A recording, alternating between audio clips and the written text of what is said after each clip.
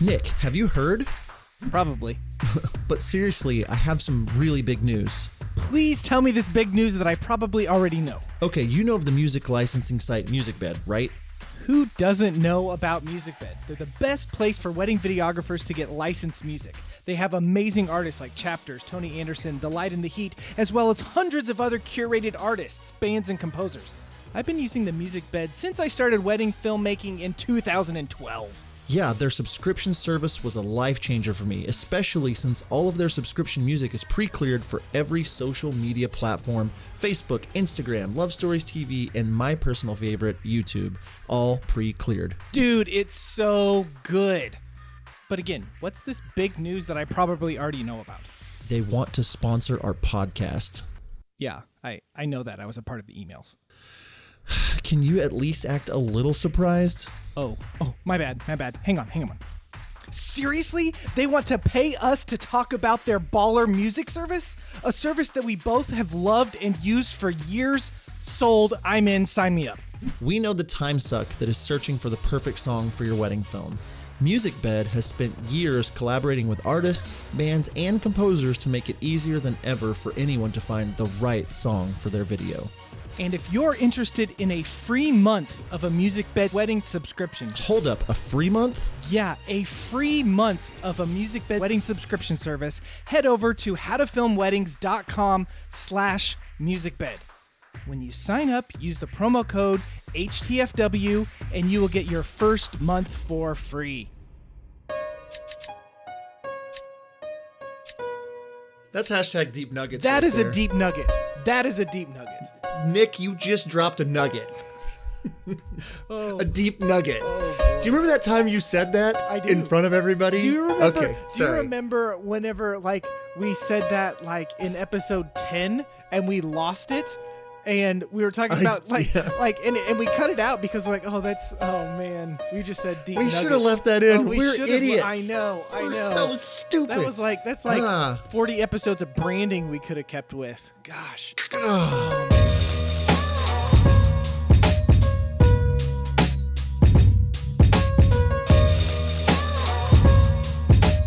Hello and welcome to the How to Film Weddings podcast. Today is a special bonus episode, live Q&A inside of our Facebook group.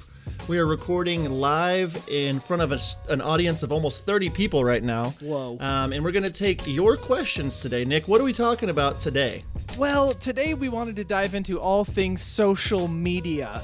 As we're doing this live video right now, this past Monday, we recorded an episode all about YouTube, and we got a bunch of questions about that. So John and I thought it would be a great idea to maybe expand that from YouTube to talk about YouTube, Facebook, Instagram, Twitter. Does anyone Twitter? I don't know. But we wanted to talk about social media stuff to help you in your business. So that's what we're going to do today. And we posted inside of our Facebook group, obviously going to have lots of shameless plugs for the Facebook group. To the people watching live, obviously you're in it. But the people that are listening on the podcast, if you search How to Film Weddings on Facebook, you'll find us. We'll ask you a couple questions. You'll get into the group and then you can interact. It's kind of becoming this crazy, awesome. It's amazing. The environment is kind of mind-blowing. If there's any negative talk, people kind of always are like, hey, don't be negative, we're here to help each other. And I don't know, it's been really cool to watch it compared to other groups. And I don't know, I really am appreciating it. And we just passed a special milestone. We did. As of this recording, we have over 3,000, almost 3,100 members in the group. Thousands. That's lots of dozens, hundreds of dozens of people. I don't know. I don't even know anymore, Nick. Yeah, I don't even know. I don't know. So, well, I have a bunch of questions from the Facebook group. A lot of people asking about MySpace right now, which is great, except for it's terrible. I wouldn't be on there for business, but I've got the list of questions from our group. If you do have a real question, Jay, or a fake one, we're looking at you. Jay, real questions, Jay Worsley.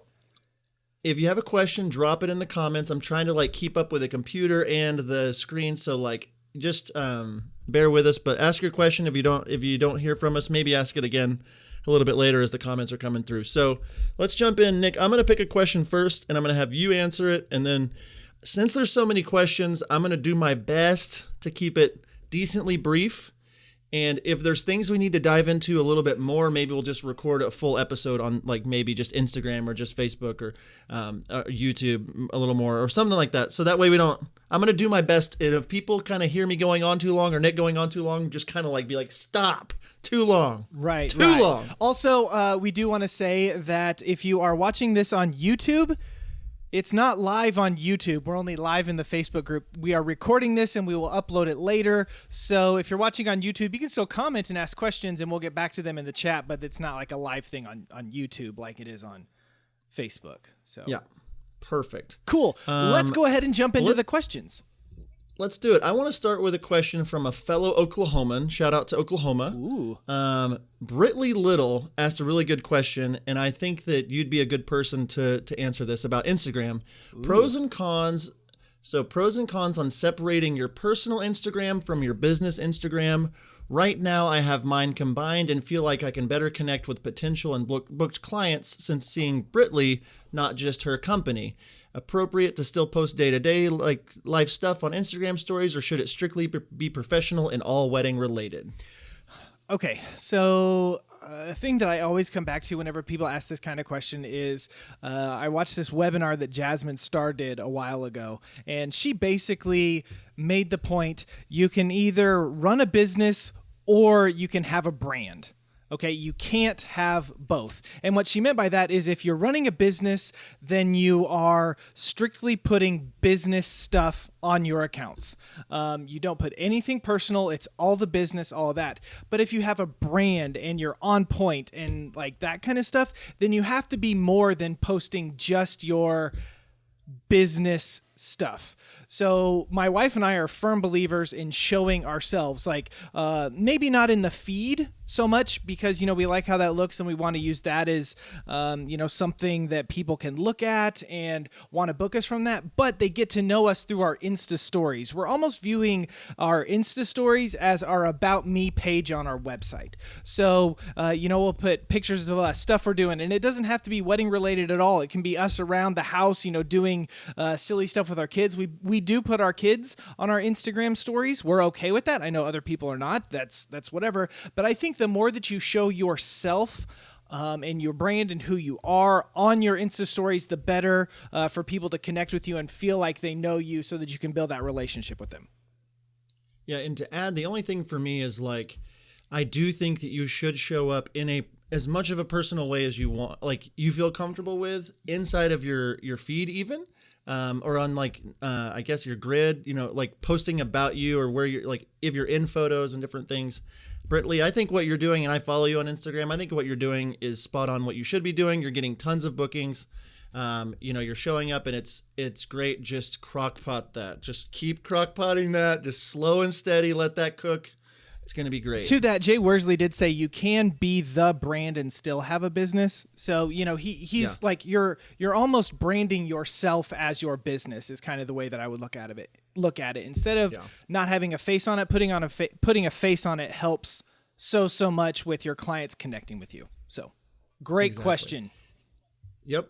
If you want to grab one, great. I know that there's a couple more here that are live, but go grab one, Nick, and then. Okay. I'll start here with the at the top of our list. Angelica Corey says, what apps, if any, do you use to manage and deliver content?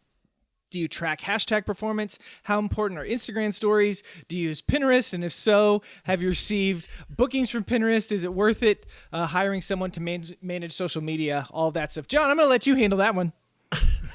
Wow. Okay, great. Thanks, bud. So first of all, you said Pinterest or something like that. I'm pretty sure it's Pinterest, but whatever. Jen We're really always good at makes the Pinterest. fun of me because I always call it Pinterest, and she said it's Pinterest. Yes. And so anyway, I needed to throw that out there. Okay, so there's a lot of questions here. I'm just going to throw out that, like, I suck at Pinterest and I need to be better at Pinterest. I know that there's a lot of good stuff out there and I fail hard at Pinterest. So I'm not going to talk on Pinterest much because I don't even really understand how to use it. Same. Which is terrible. So apps to use and manage, or to deliver and manage content. Do you track hashtag performance? and how important are Instagram stories? I'll try to answer those, but quickly. I used to use Unum, UNUM for Instagram to like schedule out my grid and things like that.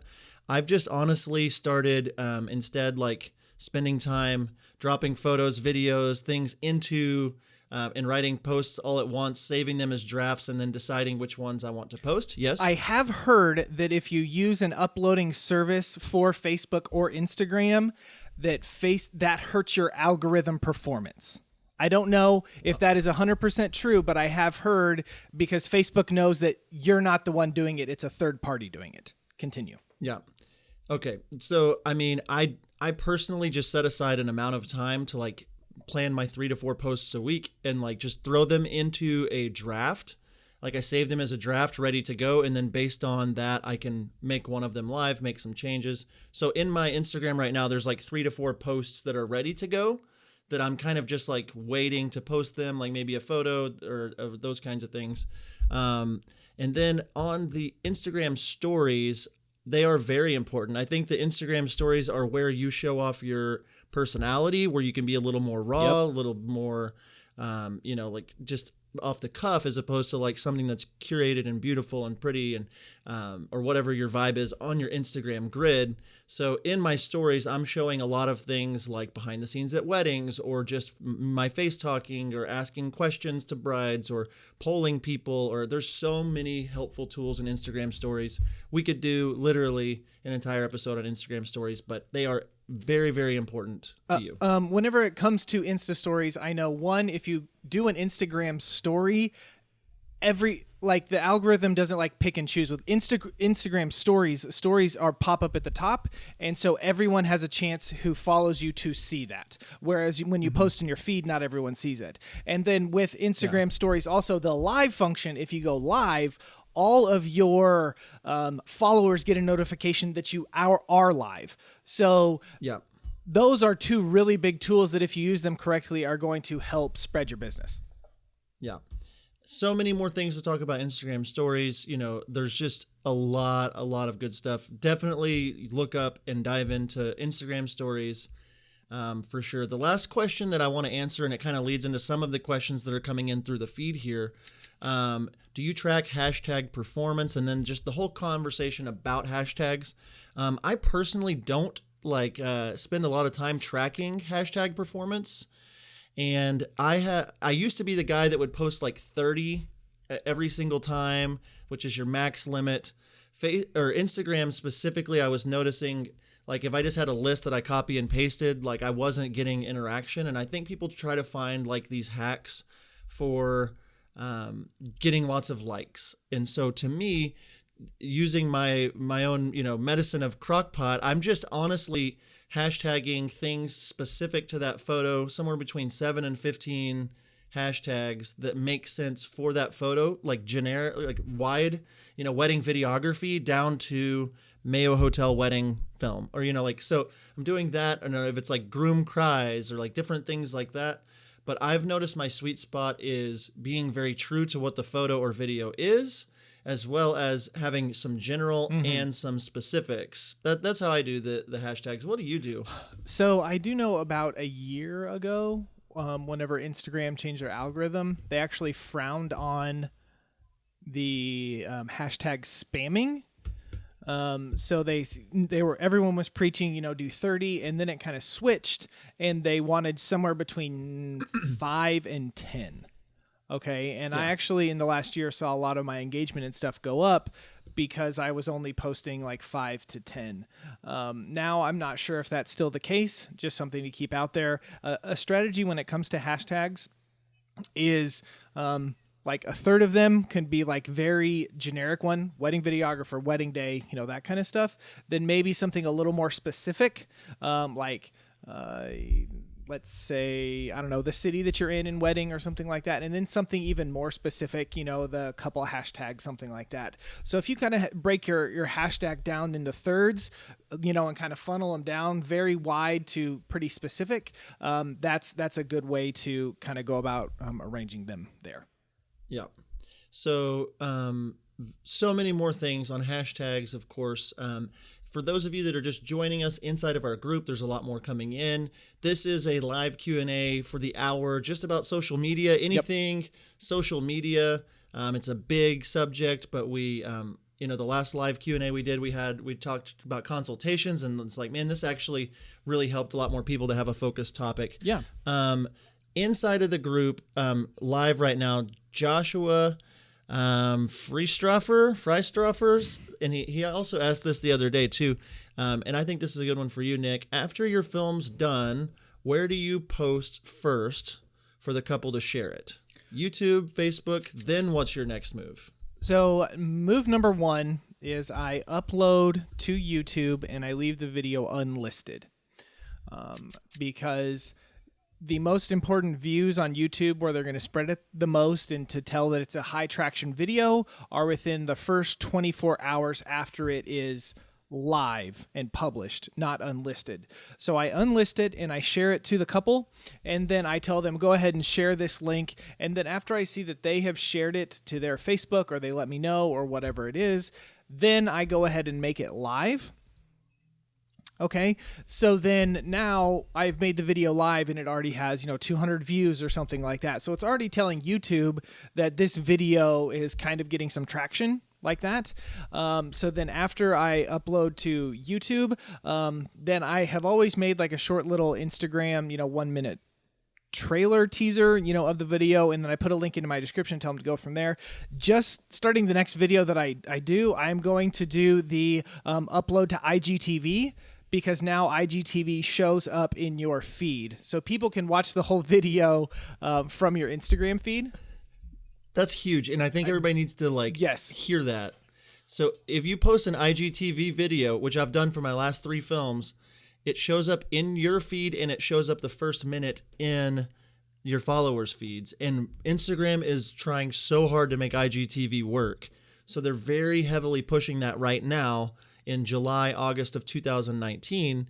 And so if you're not putting your films on IGTV, I would recommend Matt Johnson's video. Just search Matt Johnson IGTV on YouTube, and he has all the export settings, everything for you, like he does on everything. And Bobby Burns just uploaded a video also on his YouTube channel, just about the process of going from, I finished the edit to uploading to IGTV and what he does. And that was really helpful, especially if you have no clue on that. I'm not sure what his YouTube channel is. I just know it's Bobby Burns. Yeah, look up Bobby Burns. He's a cool dude, and he's got a really cool channel. We've been talking to him just about doing something. But the IGTV, back to you. Sorry. Yes. And then I have been slacking about, it's really interesting what's important to you, and then just kind of waves. As YouTube has become more important to me, Facebook has become less important to me. So I don't know the last time I uploaded an actual full-length video to Facebook, which is bad on my part. I know, I'm screwing that up big time. I know that. So that is something that I will need to change moving forward. So just to add on to what you're saying, then moving on to the next question. If you haven't listened to Monday's episode of our podcast, we talk all about YouTube, and we walk through why we are really heavily focusing on YouTube right now. So we don't have time to go into that, but just it's the episode we just dropped on Monday. So yeah, I mean, that's a big thing for sure. Aaron Tharp, who I believe is going to be on our podcast very, very soon. Oh, I shouldn't say that.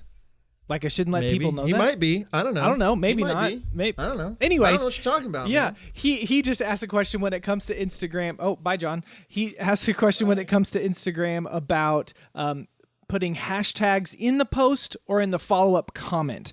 From about a year ago, I do know that when it came to Instagram, it was actually better for you, if you had a misspelling or you had a typo and a misspelling, that's the same thing. It was better for you to actually delete your post and re-upload it than to change it. They also started frowning upon putting hashtags in the comments. So I know it doesn't look as nice whenever you have, your description, you tag all your vendors, and then you have all the hashtags all in one post. But Instagram likes that better than it does hashtags in the comments. And I would say just on that, like if you're thinking about how to produce really good stuff, really good content for your fans, your followers, and you're hashtagging it in the actual post with things that actually make sense for the photo, like you're going to win with your posts. I mean, compared to like just trying to hack the system, there's no hack, like there's no hack. The thing that we keep preaching and want to preach is that content still matters. Like content is king. So it doesn't matter if you know all the tricks of the trade for any of these social media platforms. If your content is not quality and up to par and as good as you can make it, like it doesn't matter. Like you can do all of these right things, but you still might not be producing stuff if your content isn't as good as it can be. So make content number one and then start filling in all these other things. Yep. That's good. Love it. You want me to take another one at you? Sure. Go for it.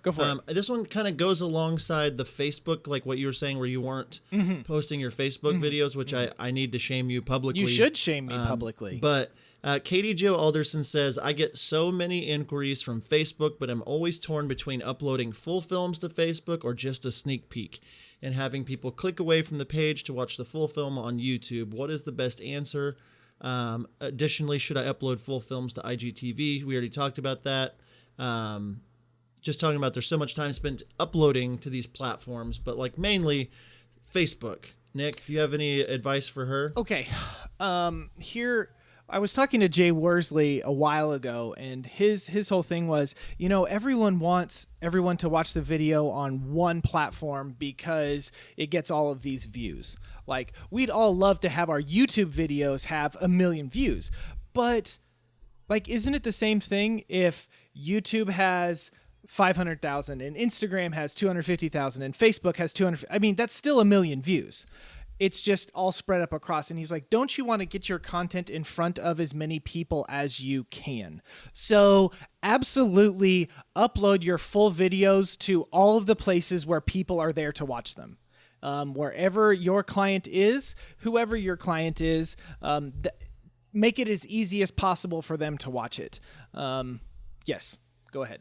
So I said this at my workshop in March, but moms are on Facebook. Yes. Right? I mean, yes. Moms and dads, my mom and dad, like they're on Facebook. They're just getting interested in Instagram. Like, I mean, they're on there, but they're like, I forgot my password, or whatever. And they're like, I don't understand how to make it do. Like, I don't get it. So like your brides, for what I'm seeing, like what we do is we're posting a lot more. And now that IGTV exists, like, we're using that, but in our feed on Instagram, we're posting our 1-minute teasers with like all of the eye candy possible. It's just purely, the eye candy to sell so they can come find your profile and want to contact you. That's what Instagram, the 1-minute video has to be, because it's 1 minute. Number two though, so the video I just finished, I uploaded it to YouTube, got 2,500 views or so on the video. Then I uploaded it to IGTV the next day and posted it as a post on my Instagram. And then I waited about 3 or 4 more days because I had the couple share that YouTube link on Facebook. And then I just uploaded it yesterday to Facebook, the full-length film. The mom's already shared it. It's got like 600 views. But the thing that I'm realizing is that like the people that are watching it, the people that are on Facebook want to watch the whole thing. The majority of them aren't just like about like a 1 minute like eye candy teaser. That's not. So yes, I think, Katie, that like you should be uploading the full films to Facebook. I don't think it's wrong to upload your teasers, but like I think the timing of when you do that and how you do that really makes a big difference. Yeah. That was really good. I thought I had something to say. That was another thing. You're talking about kind of your strategy to do it. For me, because my YouTube channel is monetized, I prefer people to watch it on YouTube. That's what I prefer. But again, not everyone is on YouTube, so I think you need to put it where they are. For a while, I did John's strategy where I was YouTube for a few days, Instagram, and then Facebook. I need to get back into that pattern because I want as many eyeballs on it to see it, and it doesn't matter where a lead comes from. As long as I get one, that's great. So yeah, okay. And I just think that when you do that, I mean, you might dilute how many views you're getting on Facebook, but as we talked about in our podcast, it's like I want YouTube to have a lot of views. So when somebody searches on Google for my venue or whatever that wedding is at, they're going to lean towards a YouTube video, not a Facebook video. Correct. And so like, I want to show up and be on Facebook, but at the same time, I really want to get that fire, burning, with YouTube. So, Right. All right, Nick. Right. Your turn to serve up a question. In the chat, Ty Yulis, what up, Ty, says, is there a good solution for the client to share your post film on Instagram? It seems with Facebook is more user-friendly when it comes to sharing.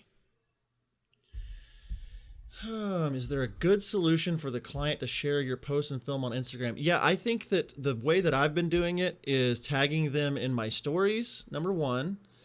So they would share that post in their stories. Number two is you can send them like a template email that basically says, please use the paper airplane and share this video to your stories.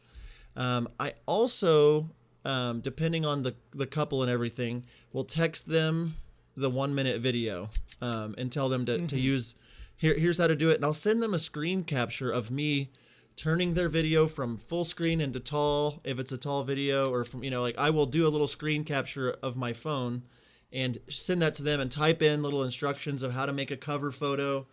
And then I will also send them the full list of vendors with the usernames already. Say, you need to do this. And in every single wedding, I've learned that in a note in my phone, if I put Jimmy and Susie, I have their list of the vendors with their usernames. So anytime in 3 years, if I want to post about their film, I can always just copy and paste.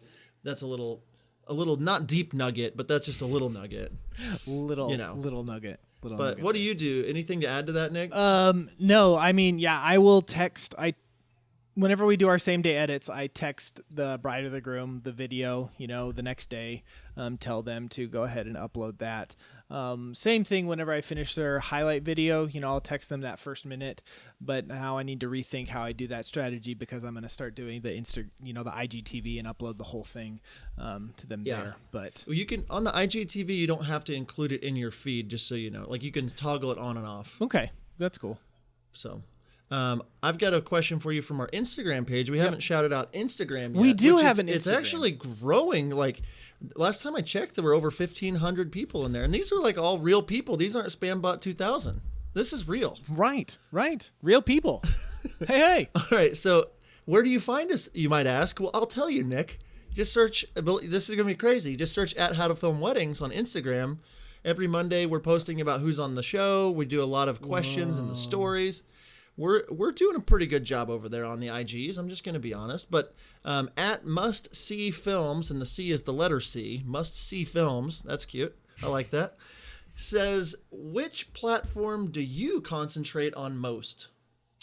I think that both of us are going to probably say YouTube right now. We're also pretty big into the Instagram feed. But I would say,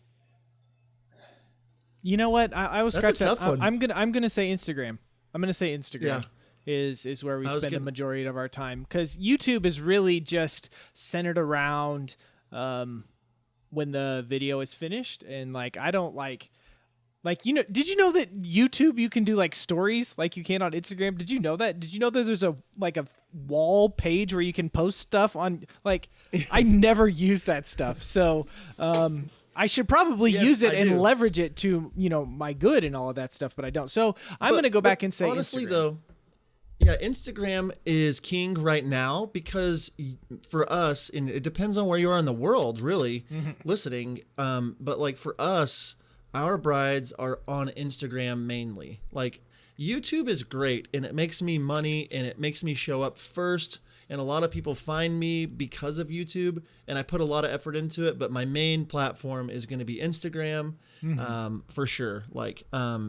Instagram would be my answer for that one. So okay. Cool. All right, back over to you. Your turn for a question. You guys liking this that are listening, getting anything good out of this? We're what are we, 30 minutes into it? Sure. I don't know. That? Yeah, somewhere in there, something like that. So my friend Troy Trussell asked this question. What's your consistency strategy on YouTube? Do you post once a week or a month? How do you keep consistent if you only shoot 10 weddings a year? So if I only shot 10 weddings, my strategy would be to pull clips from certain weddings or to make compilation videos of certain things about weddings. So like what both you and I did, your video that just passed 1 million views, congratulations, thank you. was a groom reaction first look compilation video. I posted one of those in January. It doesn't have, or February. It doesn't have as many views. I think mine's 350,000 views, but like, I know, not even a third of what you get. Anyway, so, but like if I had 10 weddings, I would be, when I'm editing, I would have a bin that just says YouTube in Premiere or Final Cut, whatever you use, or Windows Movie Maker, or whatever it is you're using. And I would have a bin that just says like YouTube or YouTube clips, and just like pull things aside that could be something that could go viral on YouTube, something that people would want to share, you know, a first dance that was really great, a choreographed dance, a father melting down and crying when he sees his daughter. Like, I mean, there's a lot of things, but I would pull 1 to 2 minute clips, or put 1 to 2 minute clips together between my 10 wedding films. I wouldn't show the 1 minute videos from your Instagram on YouTube. But yeah, I mean, that would be what I would do with only 10. Like right now I have 23 weddings booked, so I'm posting somewhere between 2 and 3 videos a month, and then 1 to 3 like compilation kinds of videos a month. And that's been very, you know, every time I post a video, those days I get a lot more subscribers, and you know, the weeks leading after it and stuff. So YouTube wants consistency, but I would say, again, content is more important than consistency. You don't just want to keep putting stuff out there that's crap. I would rather 1 post in 2 weeks than 10 posts if the 1 post was really good. Yeah. Yeah. And back to that, whereas in Instagram, if you shoot 10 weddings, you know, you could fill, I don't know. I mean, you could probably post every day from just those 10 weddings, you know, just short little clips from wedding days. But again, with YouTube, I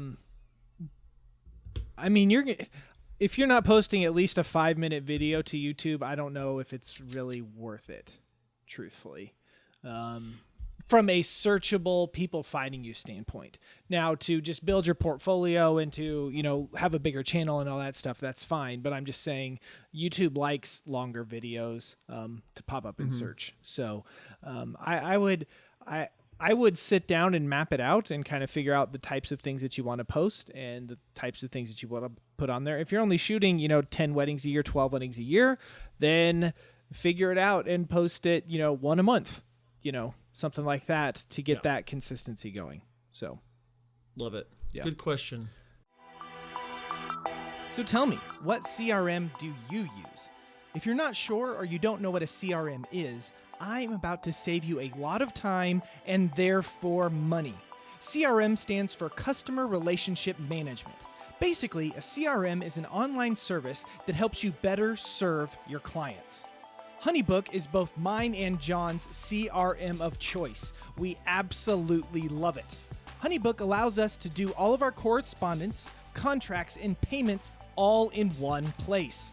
One of the features that I love is the automated workflow. We all have emails that we send out to all of our clients, right? At 6 months, 3 months, 1 month, the week of. All of us do it. Automated workflows make it so that those emails can go out automatically. Since I don't have to take time to, 1, remember to send them out, and 2, to write them, I save time and make more money by working more efficiently. Are you interested in saving time on the business side of things? Go to howtofilmweddings.com/honeybook for a free 1-week trial. Also, because the Honeybooks really like me and John, we can give you $200 off of your first year, and that also comes with a 60-day money-back guarantee. So what are you waiting for? Go to howtofilmweddings.com/honeybook to start saving lots of time in your business. Oh yeah, legally I have to tell you that John and I are affiliates of HoneyBook. I've got one for you. Okay, do it. Did you ask the last one? I did. Okay. Our friend Andy Moody, who also said that his power was out until midnight last night, so he's watching on his iPad, which we appreciate the hustle from Andy. Shout out to him. He wrote in a question, though. He says, do you see the Facebook page as being as important as it used to be? Has Instagram become the more preferred platform? And if so, where should you concentrate your content or use each of the platforms to use each of the platforms effectively? Okay. Good question. I recently, my wife and I listened to the Jen Hatmaker podcast, and she had someone on Facebook on. Her name was Nona Jones. And recently, within the last year or so, Facebook has made a conscious decision to not push pages as much in your feed. People took that, and this is from her mouth. She said people saw that as a money grab from Facebook, just wanting people to spend more money and pay for ads and all of that stuff. She said, okay, I mean, obviously we are trying to make money, but that wasn't the core of it. The core of it was people who are just scrolling on their Instagram or your Facebook feed. She said people that are just mindlessly scrolling are more depressed than people that don't just mindlessly scroll.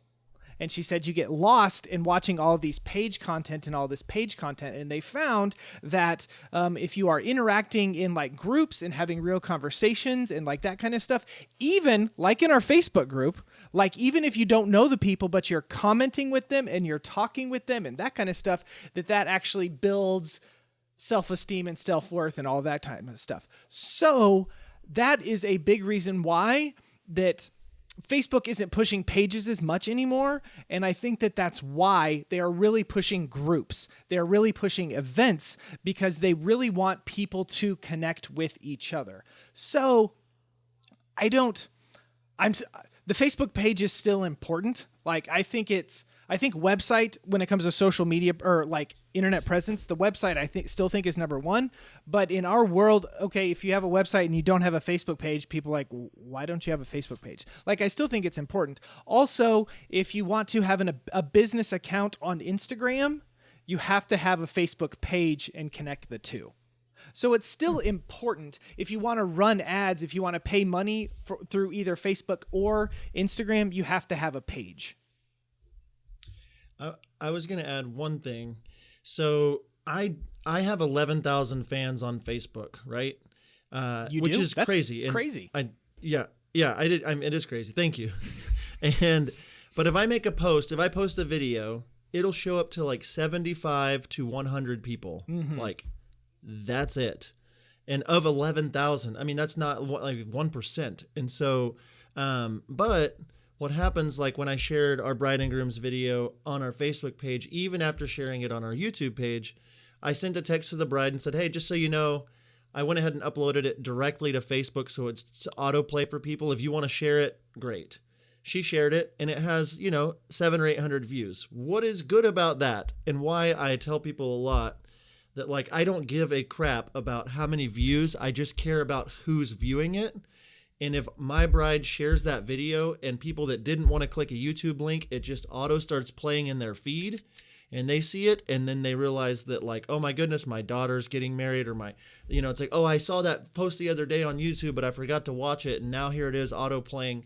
There is a lot of value to getting your couples to still share that video. Mm-hmm. The autoplay that Facebook has halted on any other platform except for their own is still really huge as people are scrolling. Mm-hmm. And if you have a captivating intro to your video, you're still going to grab eyeballs. And like of 800 people that have watched, 2 people have contacted me since then saying, I saw your video on Facebook for this. And it's like, that's all I care about. Like, I think we get so worried about these numbers and like I need a 10K next to my name and I want 1 million views here, and we talk about it and it's great and numbers are good, but like I think what we really need to be focusing on is like how we can get the actual eyeballs that we want to see mm-hmm. to watch those videos. And I still think Facebook is very, very relevant. It's still the number one social media platform, so I mean it's like it's not going anywhere. No. So.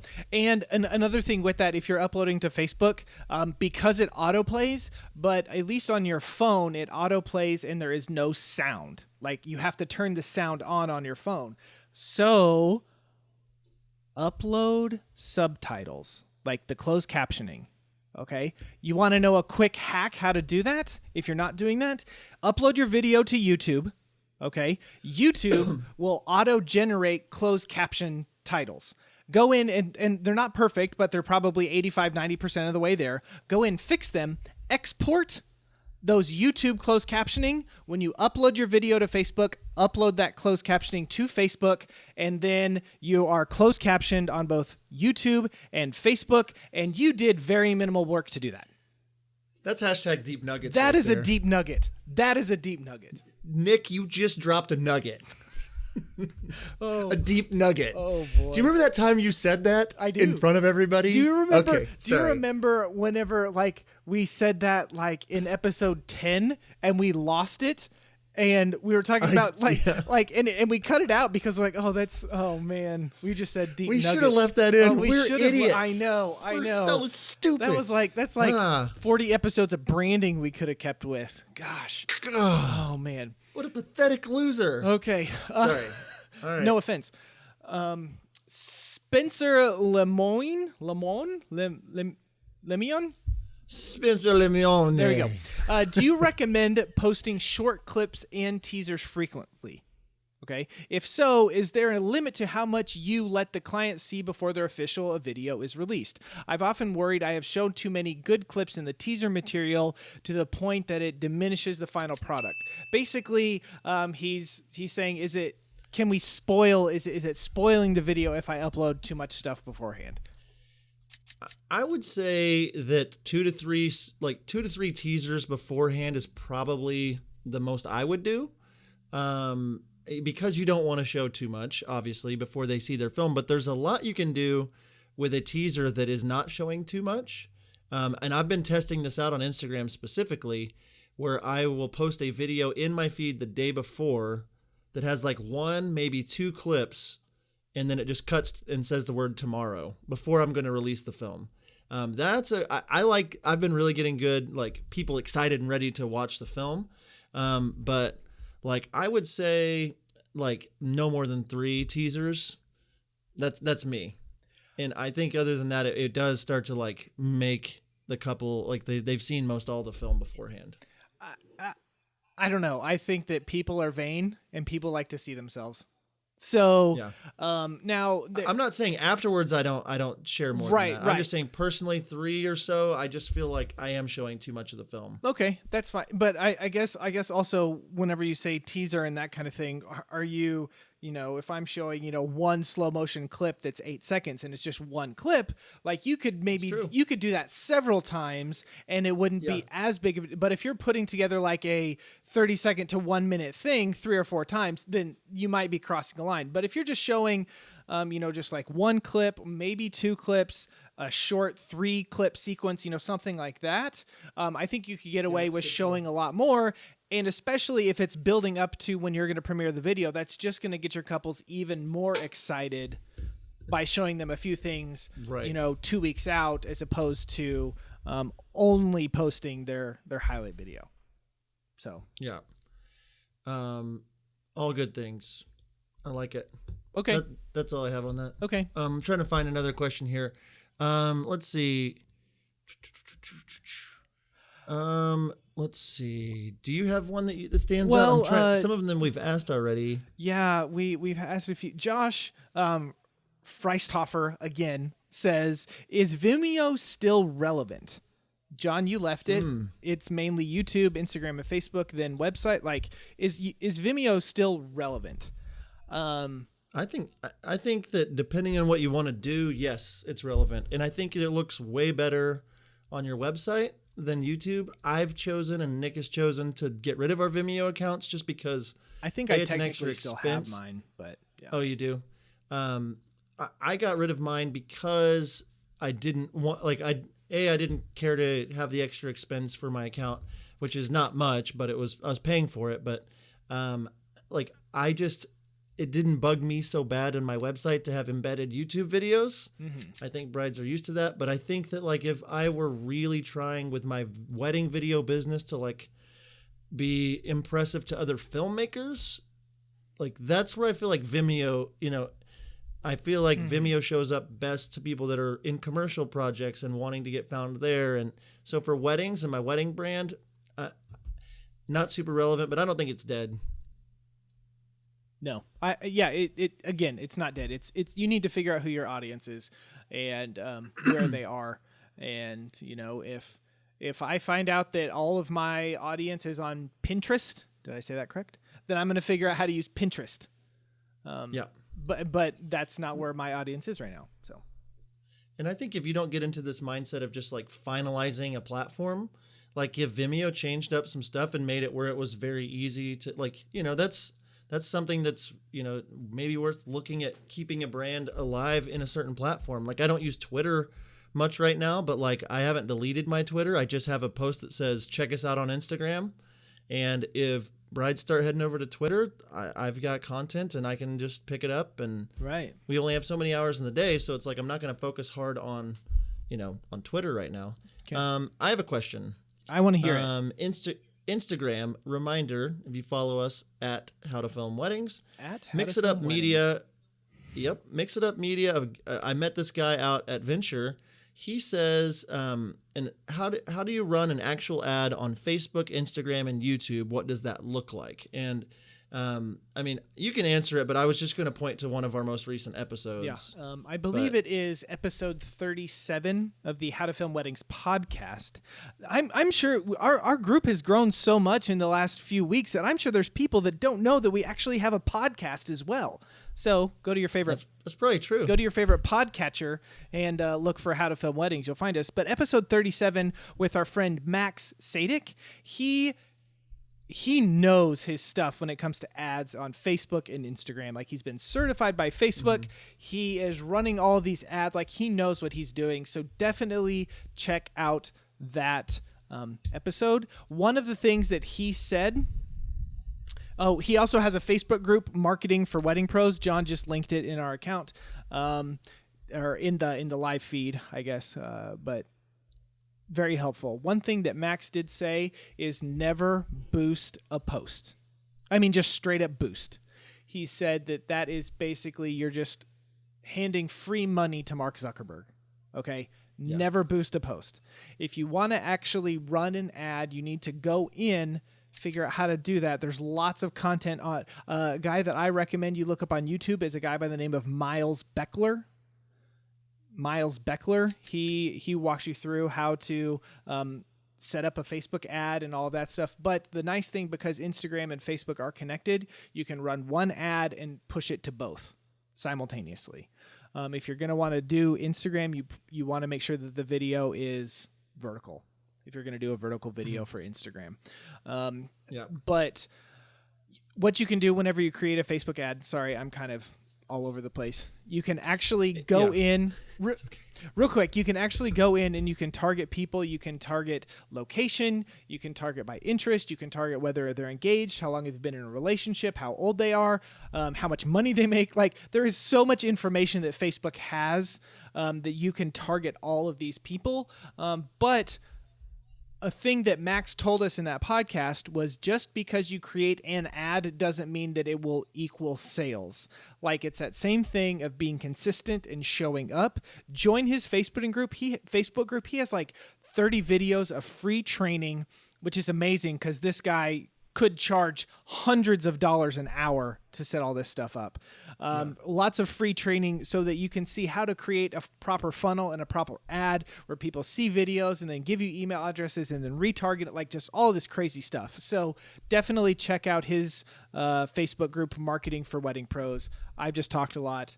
You can talk. Well, I was just going to add to what you said real fast about I haven't run a Facebook ad for Redeemed Productions, my video company, in almost 2 years because like right now we're sitting at 9 weddings for next year. I only want to do like 15 to 20 next year. So like it depends on where you're at in your business. Yes. But if I were a newer person trying to get leads and trying to get people to book me, I would be spending, somewhere between $50 and $200 a month right now on just Facebook ads as well as Instagram ads. I think that like with the marketing tool that Zuckerberg over at Facebook and his team have created is the best marketing product in the history of the world. Like what you were saying. And the big thing about that is that you can set it to people that are engaged, recently engaged for 6 months, people that are friends of people that have gotten recently engaged. So you can show up to a very defined audience within a very defined city or location and get people to watch your video or to, see these ads for like pennies. And so with a couple $100 a month, you could show up to thousands of engaged people. And like what Nick was saying, if you just show up once, that's great, but like to have an actual strategy. And that's where we would point you towards Max Sadek and his Marketing for Wedding Pros, and he's inside of our group and, chats and stuff, but definitely check that out. There's so much with that. And then because Facebook owns Instagram, within Facebook's ad platform, you can run all of your Instagram ads. So like you can create that content and show up to engaged people on Instagram. And so, I mean, it's just, there's too much data out there for our niche market, and you can really show up exactly to the right audience. If I didn't already have the weddings I needed and didn't have the word of mouth working for me, like I would be all over that. Right. So, and again, back to the question of, does a Facebook page matter? You cannot run an ad on Facebook or Instagram if you do not have a Facebook page. You have to have a Facebook page in order to run them, because only pages or businesses can run ads. Individual people like me on my personal account cannot. So there's that. Good. There's that. All right, I'm gonna ask another question. We've still got some time. Hope everybody's still enjoying this. There's a lot of people. Let still us hanging know around, if so you that's are great. enjoying. This is our highest attended live Q&A we've ever had. I mean, we're still sitting at 30 people in here. I'm just saying, that's Multiple like the size of a large classroom in Oklahoma. It's just teaching class. All right. Okay. Let's move on. In Oklahoma? I have one. Oklahoma. So Lindsay Allen, she posted a couple of questions. She just posted one in the group, and I know, I think this is a good question for some of our listeners that haven't been around for a while. She just simply asks, vertical or horizontal videos for IGTV? Okay.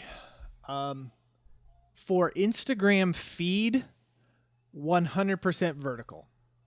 As you scroll up, you want to take up as much of the screen as you can. I actually made a YouTube video not too long ago. Well, actually, it's been like a couple years now, about why and how you should create Instagram videos. That's on our How to Film Weddings YouTube channel. If you want to check that out, we have one of those as well. So taking up as much of the screen as possible. This is really where I think I'm struggling with the IGTV, because I don't shoot in 4K, so I can't actually upload a 9:16 video without it being blown out in content. Like, it's going to be pixelated a little bit because I'm having to blow it up to make it fit in that format. One thing, when I uploaded to IGTV, I would still do vertical because the video had to be vertical. Now, recently with their update, they have changed it where you can go full screen and turn your phone and it will go all the way. The thing that I need to get over, because there are people that were like, oh, I can't do the vertical videos because it'll mess with my feed, right? They're upset about that. Like, that's kind of how I am now. If I upload a full screen 16:9 video to IGTV, if I put that in my feed, that is going to mess up my feed. So now that video is not vertical. Are you seeing what I'm saying? So I've been testing IGTV out. And so just to clarify real quick, they used to not let you do where you turn your phone sideways and the video would turn. You had to make a vertical video, and Correct. Nobody liked that. Correct. It's like an extra export. So like in the last month or two, you can just upload a video horizontally and turn your phone and it will turn with it, which yes. Duh. Okay, so what you're saying though, so like I export out a slate like a for it and a cover, and I make that vertical. Yes. And that in my feed, in your IGTV feed. But in the actual video feed, like on your thing, on your Instagram, the IGTV video, if you embed it, will not be vertical. It will be horizontal.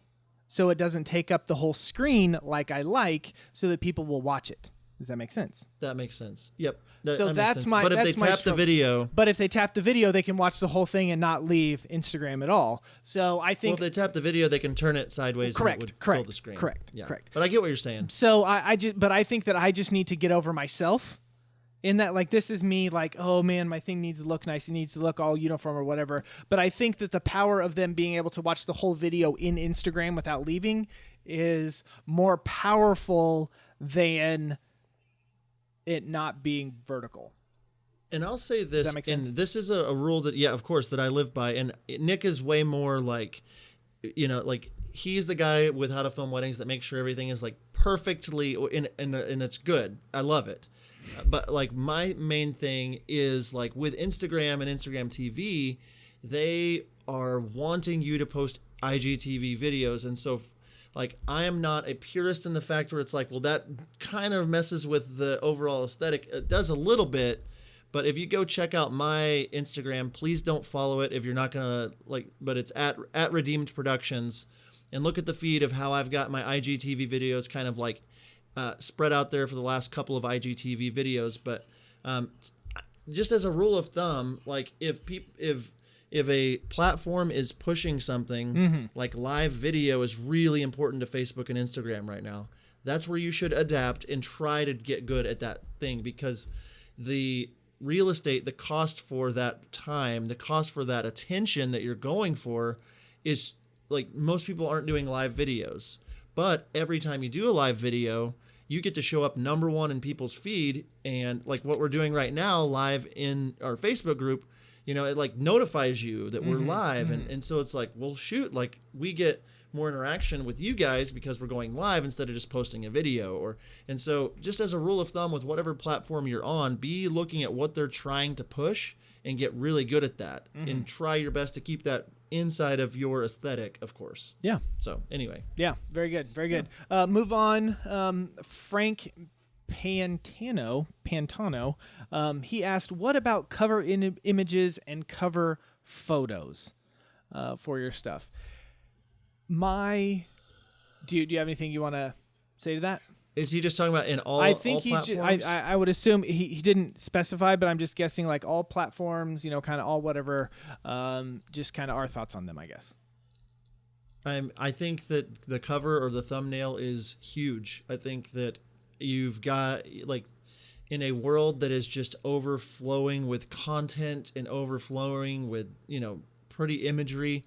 I'm going to throw out a hashtag sticky bun comment. You have to, in my mind, have something that's sticky, that people are going to want to click on, that they're going. And so, a lot of my films that have hundreds of thousands of views on YouTube, the cover is a ridiculous scene, or like a floral arrangement that was a $20,000 arrangement, or a couple in front of like a mountain, or like that's, those are the kind of things, or like a groom just melting in the shot or whatever. And so like for YouTube, that's the kind of thumbnail that I want. On Instagram, I want something that's curated and it's a nice look that matches and looks, like I want it to flow. And on Facebook, the same thing. So I export out like a 1920 by 1080 slate for, all platforms, YouTube, Facebook, all that stuff, and match different ones to the platform. Like I don't, like on Facebook, sometimes I'll match it to the YouTube one, sometimes I won't, but like I'm just thinking about the actual user that's going to be watching that film. On Instagram is a millennial most likely, and on Facebook is going to be the millennial's parents, and on YouTube it's going to be a millennial probably that's just randomly scrolling. So I want something that's more eye-catching. Those are my thoughts on like what I'm doing for that. I think that answers it. Okay. A thing that I will stress to all of you is whenever you're uploading a video to Instagram, Instagram will pull the very first frame of your video as the thumbnail. Okay? After you actually upload it and publish it, you cannot change it. But you can go in there and actually, while you're uploading it, there in one of those first couple of screens, there is a thing that says cover. If you click on cover, you can actually scrub through the video, okay? And you can pick what you want your cover photo to be of your video. A hack, a deep nugget that some of you might like to do is find something that is the shot that you want and put it literally one frame at the very, very end. So 1/23 of a second or whatever it is, 1/24 of a second. Put it at the very end, do your cover. And because it happens so quick, most people won't even see it. Most people won't even notice it. So that's a way that you can be sure know exactly what your cover photo is going to be. When it comes to my YouTube thumbnails and my Facebook ones and all of that, I want to be on point, on brand. So all of mine are, if it's not the same image, the logo that I put with their names and all that stuff all looks the same. So it's all uniform, even though the images might change. So I want my stuff to be all very uniform. And if you look at my cover photos on YouTube, Facebook, Instagram, IGTV, all of them are the same for all of those platforms. And I will say that after watching yours for like the last year, the last 3 or 4 videos of mine have the couple's name in the middle of the screen with the font that I like to use for my titles. You're welcome. So it's matching and it's starting to move forward. I might go back and change some of the thumbnails, but I don't have like random wonky, thumbnails just to grab attention that are not beautiful and not pretty and not expensive looking. And that's just the brand that I have. So like whether or not like it's the same matching like watercolor thing like Nick does, or it's something that just feels, our brand is a luxury brand. So we want to show off things that are either really emotional or show off things that are really luxurious with the couple. And so, that's just, I really do think that with your covers and different things like that a lot of people just randomly generate thumbnails and like, just please stop. Can we stop with the thumbnails being randomly generated? What you said about that last frame for your like adding just a photo, I forgot about that until you just said that, and I'm going to start doing that. That's really smart. Right. And whether it's I would make sure that you actually use some of your content from your video. Even I know John does with Redeem Production. He has photo and video. I wouldn't, even for you, John, I wouldn't recommend you using a photo that your photo people anymore. took. Right. I do because it's, even though it's the same company, they look different. Like a photo out of the camera is going to be higher resolution and is going to be crisper than a video still. So I would recommend using video stills and all of that stuff for those kind of things. So there we go with that. That's good. I have a question that I want to ask, and I know we got to wrap up soon. Yes. Before we get to this next question, I do want to shout out our shop. There's been a lot of people jumping on the How to Film Weddings shop. We have digital templates inside of there. We have email templates, we have the budget template, we have a lot of different things. We also do mentor sessions. If anybody wants to do like a call with us, we just did another one of those last week with a guy out of Atlanta. It was awesome. So mentor sessions, we can only answer so much here, but like we have a lot of things that you can check out over at howtofilmweddings.com. It's pinned in the comments, but if you're listening online, check it out. It's really blowing my mind. I didn't know if anybody would get any of these things or purchase them, but it's just like, it's been kind of awesome, and we really appreciate it. Yeah. Like it lets us do what we're able. It lets us do this. So all right. So howtofilmweddings.com/shop. Check that out with the link that's in there, or check it out after you get done listening to this. So Ethan Calvin, he says, do you schedule posts or have a certain time that you post to Instagram and Facebook for maximum eyeball viewage? Okay. No, I don't. Except for on wedding days, I do a same day edit, and I always get that video up the night of the wedding onto Instagram. I always get a ton of traction. My same day edits are, usually 500 to 800 views within 24 hours, which is a lot for us. So that's really the only thing. I know that if you want more information on when the best time to post is, you could look that stuff up, but I don't really pay attention to that. Personally, that's just me. I do pay more attention to it, and I think that, the excitement of a wedding day, same day edit, like posting it that night is great. If it's after midnight, I personally wait till Sunday to post it. If the wedding's on Saturday, till like Sunday morning or something. But like I really don't have data to back it up. The same day edits that I do get the most views the quickest, because everyone's so excited about it. Yeah. And there's just something to even a few clips. If you're not wanting to do a minute, we highly recommend a quick same day edit or the next day edit at the least. But so like on scheduling those, like on Instagram specifically, I used to post 2 times a day, every day for like 2 years, and wrote a caption for it. I mean, just slow, steady, built. I mean, it was crazy. Now we post about 3 times a week, 2 to 4 times a week, somewhere in there. And we don't necessarily schedule them. I talked about it a little bit earlier on Instagram, but like we have them saved as drafts depending on what they are. And from there, I like to personally post somewhere between 10 and 2 p.m. where I live. I have personally seen like the engagement is not as good for me if I post like after 5 o'clock my time. So I think that you have to play with that a little bit on Instagram. On Facebook, I personally always post, like I always schedule my videos to premiere and post somewhere in the morning time, 9 or 10 in the morning when people that's just what I do. And then, or I'll do it like after 6 or 7 o'clock. I just think that like you have to look at your market, and I think you have to look I think you really have to look at like what is getting engagement, and you have to like just test it out. So, and Nick, quit yawning. I'm not that boring. No, you're really not. I yawn a lot. And cover your mouth. Can you guys tell him to cover his mouth when he yawns? I probably It's won't. weird, right? I probably shouldn't won't. Shouldn't you do that? Okay, quick sidebar. Should you cover your mouth when you yawn? Will you let us know in the comments? Like, if you're just like, especially if you're on camera, like, would you put your hand? Would you yawn off to the side? Like, what would you do? Let us know. Sorry, go ahead. Peter Aponte asked, "Is there a desktop app to post to Instagram?" I watched a YouTube video once. There was this weird hack. So you'll have to do some digging and be a computer smarty pants to do that. But as far as I know, there is not a non-hack way to do it. Yeah, I post all of my stuff.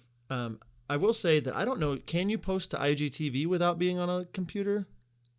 I believe the only way you can post to IGTV is on your computer. Right, which is hilarious. Like, you can only post IGTV on your computer, and you can only post IG on your phone. Right. It's just like, right. Come on, guys.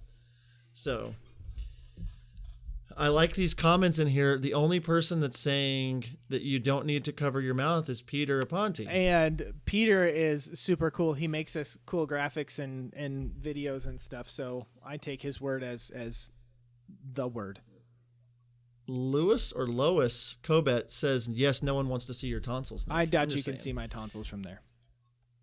Olga, this will stay online in our group, and this will become a podcast that we drop. Olga Santos just asked, is this going to stay online? So cool. Okay, Nick, I think we have time for like one more question. One more question. I mean, you know. Oh, man. Do you have one? Are you ready? I don't know. I haven't been looking. No, I can grab one. Let's see. While we're waiting on Nick to find a question, go ahead, Nick. Okay. Let's see.